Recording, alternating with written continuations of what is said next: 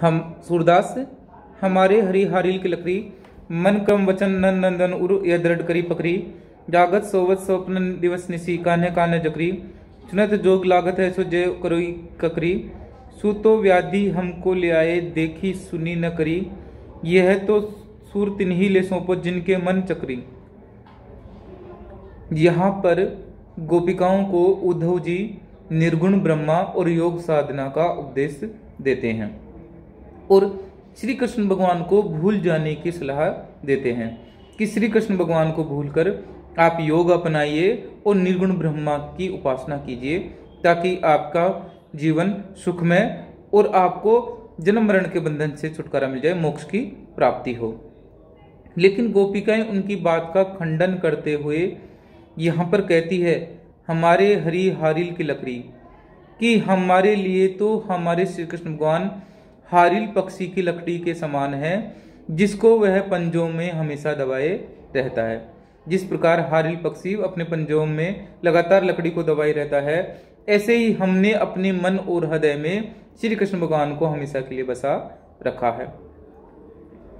मन क्रम वचन नंद नंदन उर यह दृढ़ करी पकड़ी, हमने अपने मन से, अपने कार्यों से और अपने वचनों से, वाणी से, मन से, वाणी से और क्रम से नंद बाबा के प्रिय पुत्र को अपने हृदय में अच्छी तरह पकड़कर रखा हुआ है, अर्थात वो हमारे हृदय में समाये हुए हैं।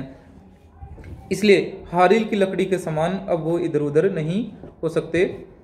जागत सोवत स्वप्न दिवस निशी कान्हे कान्हे जकरी, जागत जागते, सोवत सोते हुए, स्वप्न सपना देखती रहती हैं, दिवस निशी दिन और रात, हम दिन रात सोते जागते एक ही सपना देखती रहती हैं और उसमें सपने में कान्हे कान्हे जकरी, और उस सपनों में हम कन्हैया कन्हैया की रट लगाए रहते हैं।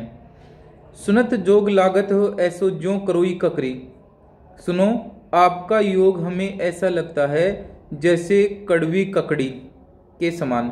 जैसे कड़वी ककड़ी किसी को प्रिय नहीं होती, वैसे ही आपका योग भी हमें प्रिय नहीं है। सुनत जोग लागत है सो ज्यों करोई ककरी, सु तो व्याधि हमको ले आए देखी सुनी न करी। आप तो हमारी श्री कृष्ण भगवान के मिलन का ऐसा व्याधि ले आए, ऐसा उपचार ले आए जिसको अब तक न किसी ने देखा, सुना और न ही ऐसा किया। ऐसी अनजान सी आप व्याधि ले आए। यह तो सुर तिन्ही ले सौंपो जिनके मन चक्री। गोपिकाएं अंत में कहती है कि हे उद्धव, आपका ये निर्गुण ब्रह्मार योग साधना का उपदेश तो उनको दो जिनके मन चक्री हैं, स्थिर नहीं है, घूम रहे हैं, अर्थात वो आज ये देवता कल उस देवता के जाते हैं। हमारे लिए तो हमारे श्री कृष्ण भगवान हमारे हृदय में स्थायी रूप से निवास करते हैं, हमारा मन स्थिर है। आप ही के ये ज्ञान उन लोगों को दो जिनके मन चक्री हो रहे हैं। यही उर माखन चोर गड़े, अब कैसे निकसे सुनि उधो तिरछे हवे जो अड़े। यद्यपि अहिर जसोदा नंदन कैसे जा छड़े, हो यद्यपि प्रभु कहिए तो हमें न लागत बड़े। को वसुदेव देव की नंदन को जानने को पूछे, सुर नंदन को देखत और न कोई सूझे। गोपियां कहती है यही उर माखन चोर गड़े, हम हमारे श्री कृष्ण भगवान जो माखन चोर है, जो बचपन में मक्खन चुराते थे, वह भगवान हमारे हृदय में गड़ गए हैं, अर्थात समा गए हैं। अब कैसे निकसित सुनी उदो तिरछे जुड़े, और अंदर जाकर वो तिरछे अड़ गए हैं, इसलिए अब वो हमारे हृदय से कैसे भी नहीं निकलते। गोपियां यहाँ पर एक प्रसंग करती हैं कि जैसे कांटा सीधा होता है तो आसानी से निकल जाता है, लेकिन शरीर में कांटा अगर तिरछा चुभ गया तो वो आसानी से नहीं निकलता। तो गोपियां भी कहती हैं कि हमारे माखन चोर श्री कृष्ण भगवान भी हमारे हृदय में गहरे तक समा गए हैं, अच्छे समा गए हैं, तिरछे समा गए हैं। अब वो आसानी से हमारे शरीर से, हमारे हृदय से बाहर नहीं निकलेंगे।